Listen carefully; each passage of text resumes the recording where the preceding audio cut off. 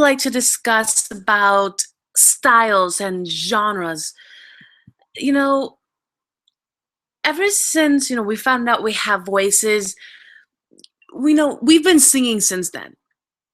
And if you're my student watching this, you guys know my motto. If you can speak, you can sing.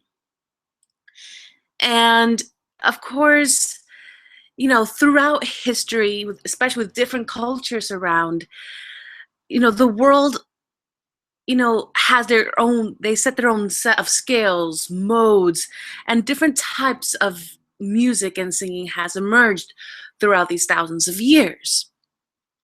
So these styles or genres of music are just as diverse and varied as the cultures themselves.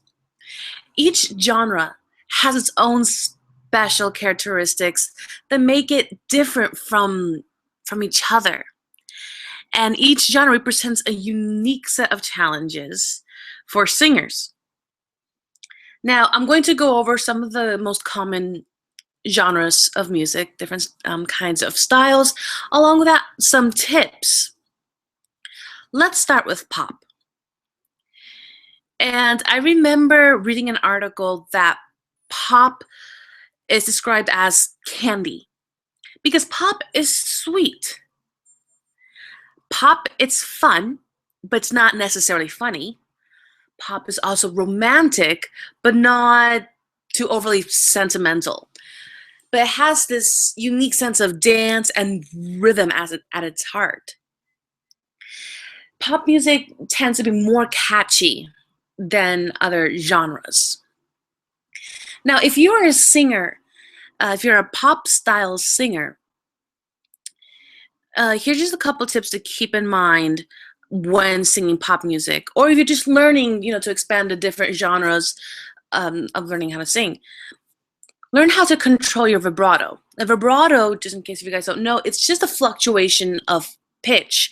We have controllable vibrato, and we also have uncontrollable vibrato. You'll be able to learn how to do both. So you've got to learn how to control your vibrato without tension. So that comes from breathing and the support. Experiment with different vocal sounds, like short, popping sounds, like little fast runs or fast trills, such as, like, listen to Whitney Houston. She's one of my favorite, even though she's R&B, technically speaking, but she's more R&B pop, but she's fantastic. Definitely listen to her. Also, listen to Tori Kelly, Kelly Clarkson, or one of my other favorites, Bruno Mars. He's also a good singer just listen to if you want to learn how to sing pop music. Now, let's talk about rock music, which a lot of people don't know that rock music is actually derived from blues. Yes, ladies and gentlemen, rock is what's quote-unquote the grandchild of the blues. After it became heavier over the years and also had a more different rhythmic pattern, the music kind of began to quote-unquote rock, and rock and roll was born. Now, to sing this, the voice is slightly rougher, slightly edgier. Otherwise, it's going to sound or get confused between pop voice. Now, when learning how to sing rock, you want to try out some different things, like a little growl or a little vocal fry at the end of the song. But mind you, you have to perfect the technique before entering, because if you do not know the proper technique and how to approach, say, the growl or a little vocal fry, you will hurt yourself. So please look for a vocal coach near you that specializes in the rock genre. Also, you want to get comfortable singing at a huge range of dynamics, which means from a volume, from loud to really soft. From whispers, from like almost shouting, but healthy, supported shouting. And also, again, this is an also genre that you want to have a controlled form of vibrato. Freddie Mercury, my favorite artist of all time. Freddie Mercury. If you don't know who that is, Queen. Specifically, listen to Somebody to Love. Also, you want to listen to John Fogerty from Creedence Clearwater. Now let's talk about opera. Now, opera is considered like kind of like the ballet of dance. Opera, classical. When I was trained, I was classically trained. I was operatic trained. Now, often considered this genre, this style is the most formal and restrictive of all genres of singing. Classical and opera singing actually require the greatest amount of freedom. That means less tension of the voice, which again comes from mastering the technique, the breath, the support. Much of it is sung with uncontrolled vibrato, and it's total emotional release. It's very open, but at least it is the least conversational of all genres. Now, yes, it is telling a story, especially when you're talking about musical theater. They do opera and musical theater can go hand in hand. But it's more telling, it's more of storytelling than anything else rather than, than a conversation. Because it lacks the intimacy that a conversation has. Think kind of like folk music. It has a tendency to give audiences the impression of admiring a beautiful painting from afar. That's what opera is.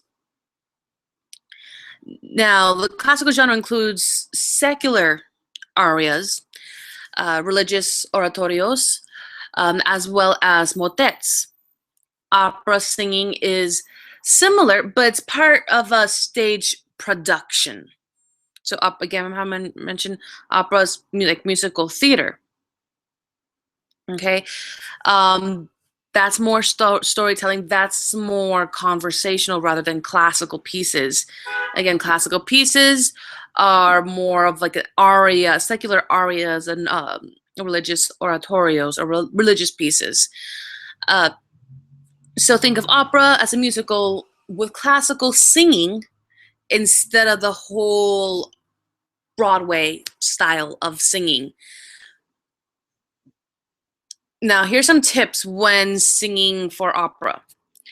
Please do not try to sound like how you think as an opera singer would sound. You want to sing with an open and free voice. Now, if you guys are struggling with vibrato sometimes develops over time as we let go more and more tension. Again, like I mentioned, vibrato is a fluctuation of pitch. Now, if you guys have natural vibrato and you have problems controlling it, that's something that you're able to learn. We can control vibrato.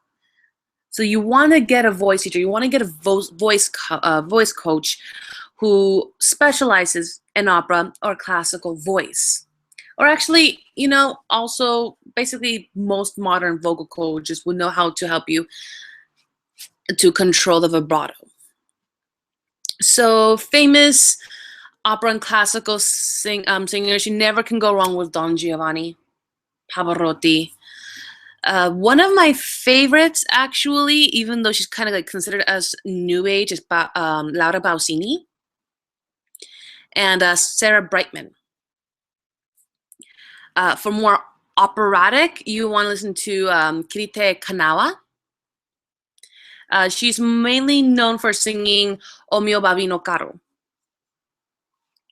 All right, next genre, country.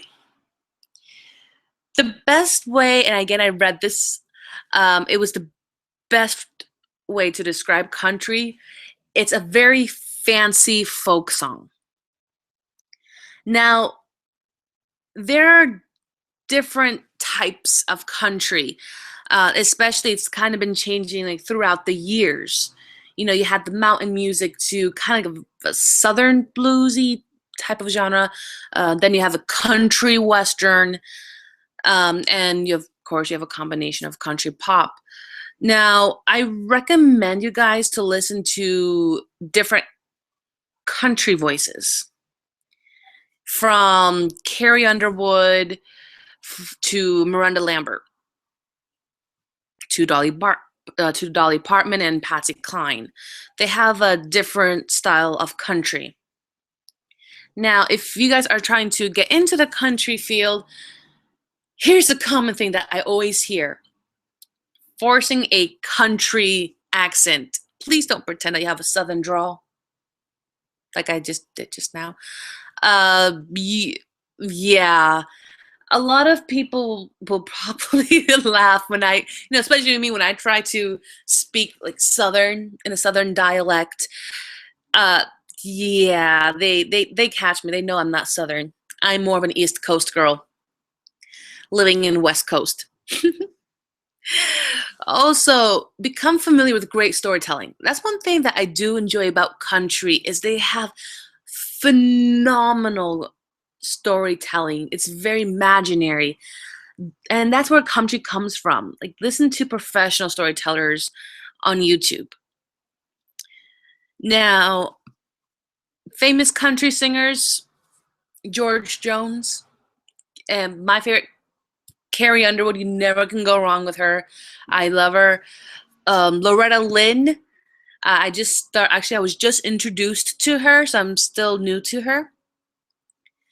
So, okay, next genre: blues and jazz. Cassandra Wilson, Ella Fitzgerald, Sarah Vaughan, Louis Armstrong. Those singers. I mean, listen to them. They're just the greatest artists that who ever lived in of all genres, in my opinion. So the blues were actually born in the American South. There are rumors that it was actually derived from African music, which I would not be surprised when learning music history.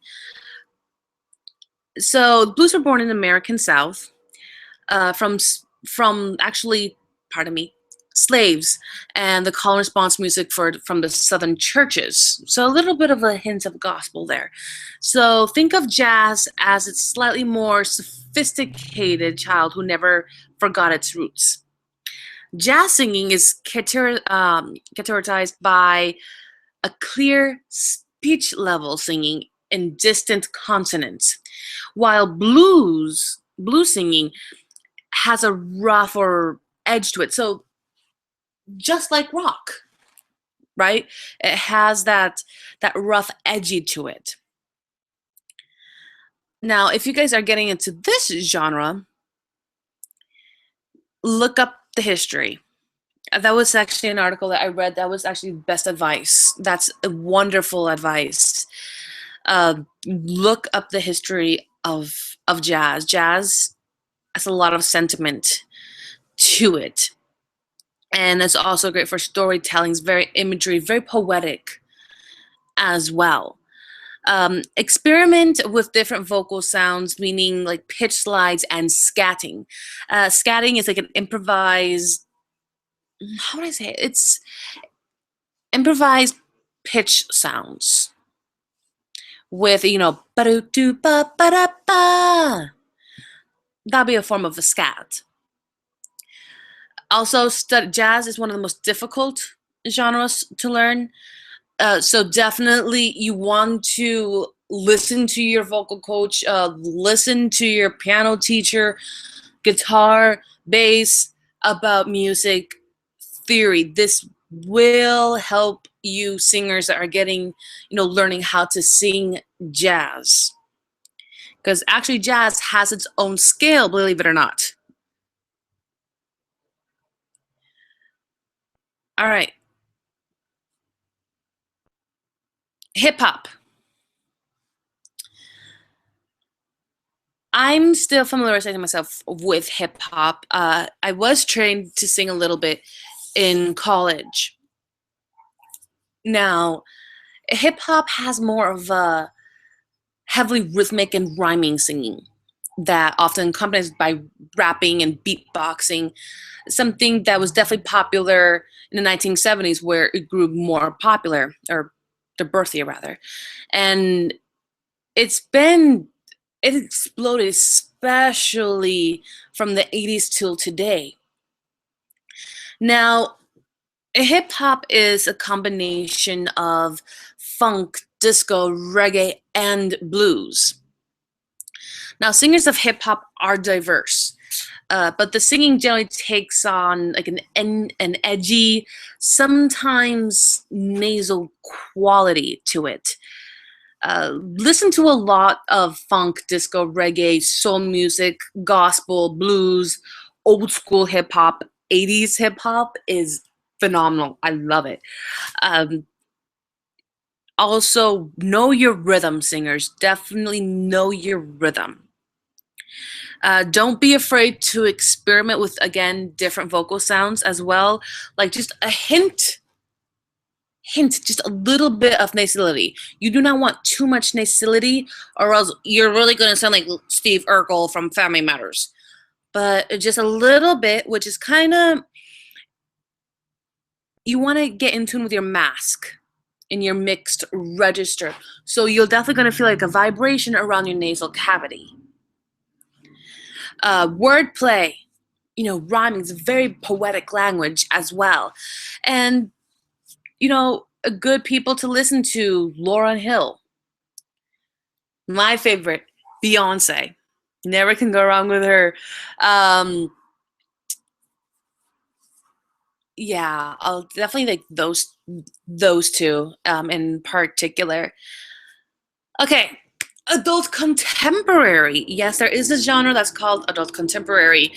It's a very unique genre because singers from relatively different genres often get put into this camp as well, um, or end up, at the height of their career. It's essentially what adult contemporary is a form of pop, but the lyrics are more adult, if you get what I'm trying to say. Think of it as the mom and dad of teenage bubblegum pop. You're not singing, for example, about the party in the USA. You're actually singing about life experiences, uh, stuff that you've gone through, breakups, divorces, just your a form of personal experiences, of another form of storytelling, what happened. Now, there is a way to sing this. Again, it's going to be very similar when singing pop music. You want to sing this genre with a supported sound, a full tone.